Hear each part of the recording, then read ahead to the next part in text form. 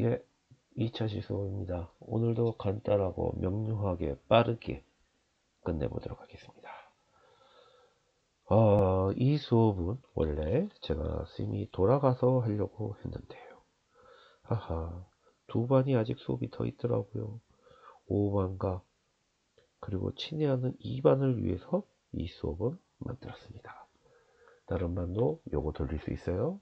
잘 봐주세요. 자, 앞에서 노동 근로자의 권리 할 때 근로자의 권리를 보호해주는 기관에 법원과 헌법재판소가 있다고 했어요. 그리고 쌤이 뒷부분에 가서 법원이 어떤 역할을 하는지 한번 보겠다 했는데요. 이미 앞부분에서 우리는 입법부, 행정부 살펴봤어요. 법원 뭐라고 그랬죠? 사법부라고 쌤이 이 얘기를 했죠. 자, 용어 정리는 조금 뒤에 가서 하겠습니다.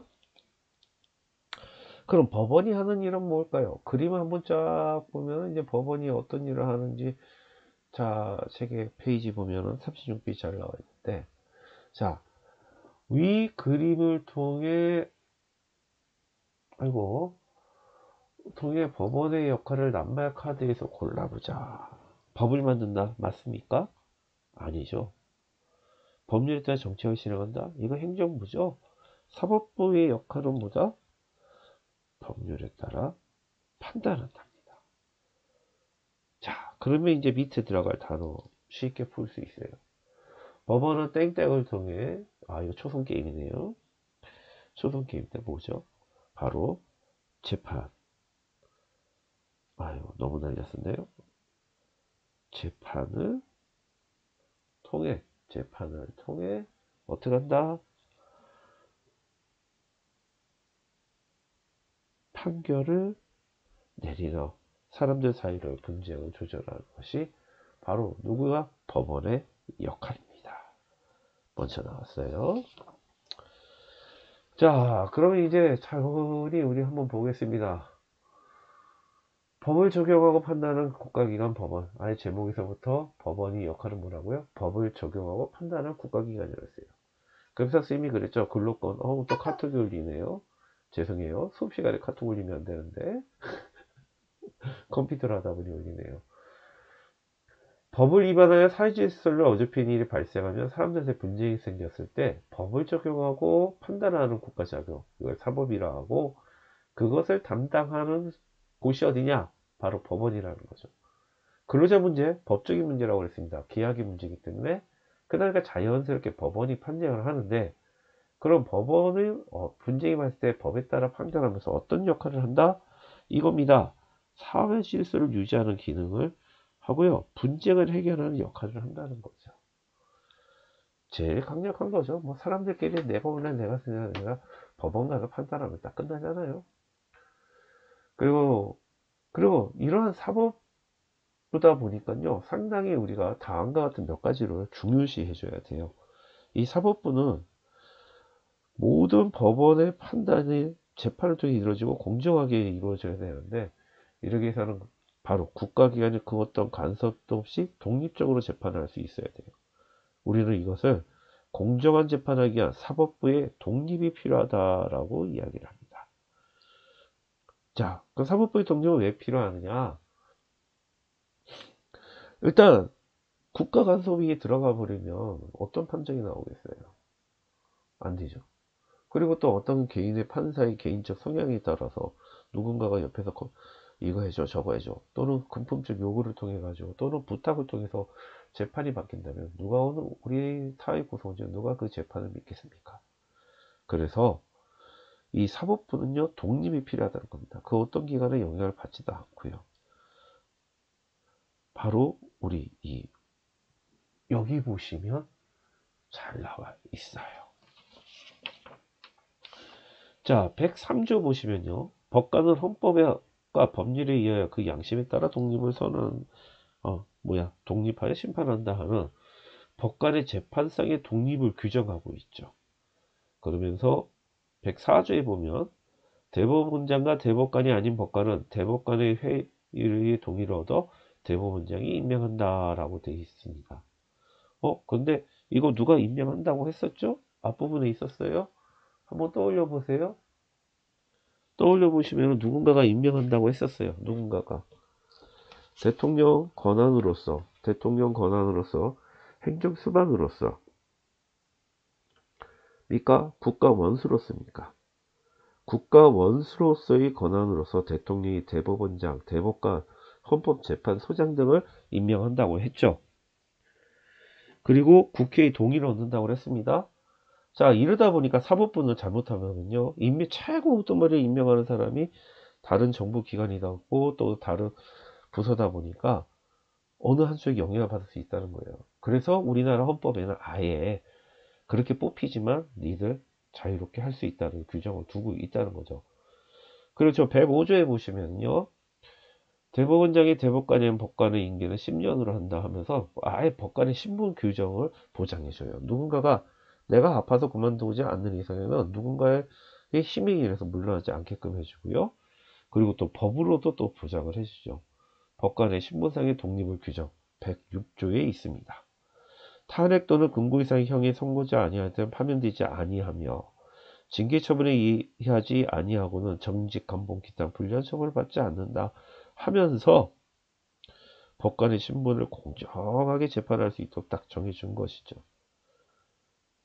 대단한 거죠. 이렇게 헌법 조항까지 들어가 있을 정도면요. 근데 이만큼 하는데도요, 법원의 사법부의 독립이 보장되지 않는다라고 여기는 경우가 몇 경우 역사에 보면 나온다는 거죠.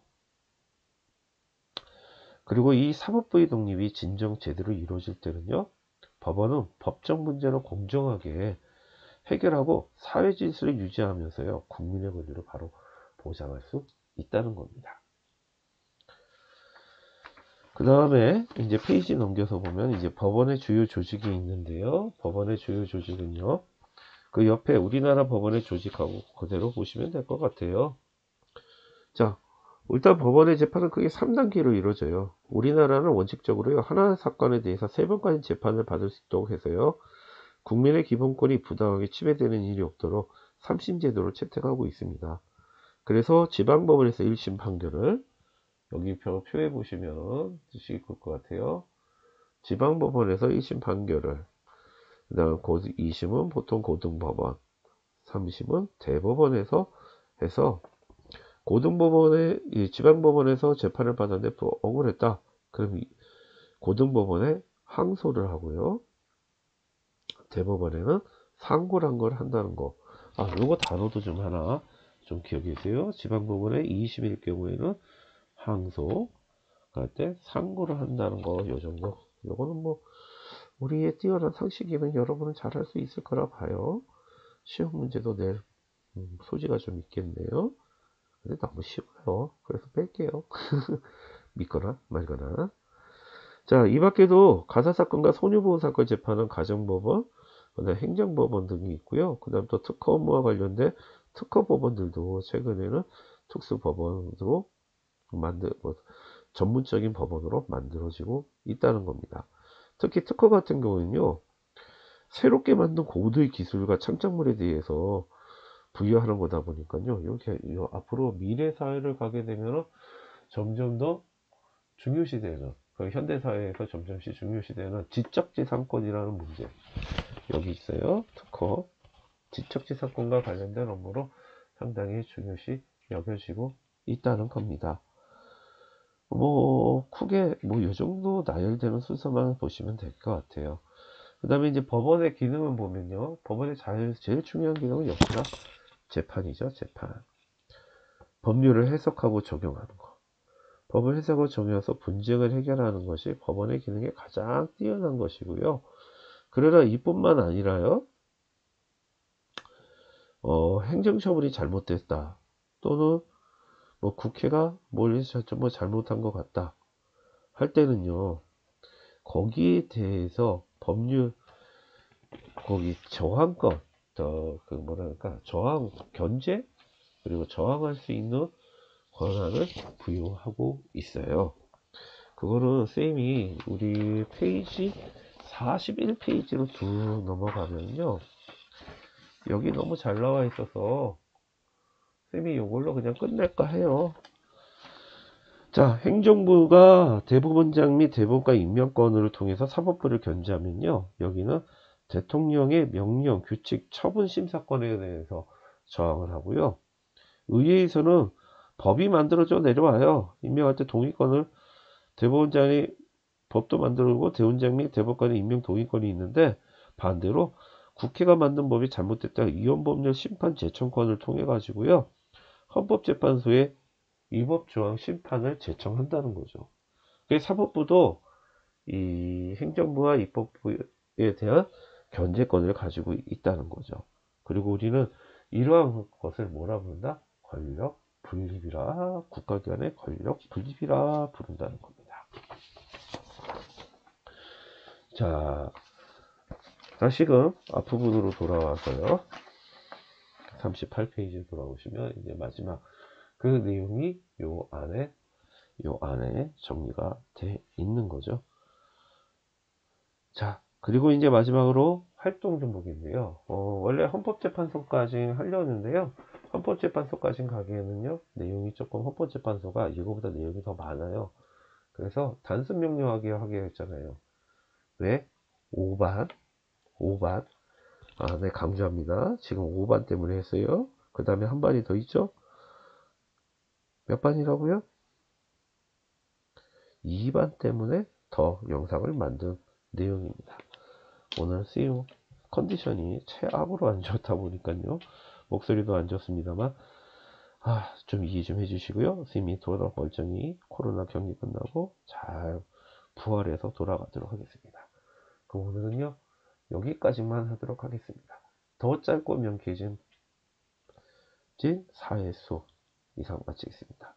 그리고요, 여기 몇 개 빼먹은 거 있는데요. 그거는 헌법재판소 가서 더 보완하도록 하겠습니다. 이상입니다. 수고하셨습니다, 여러분. 다음 주에 봬요.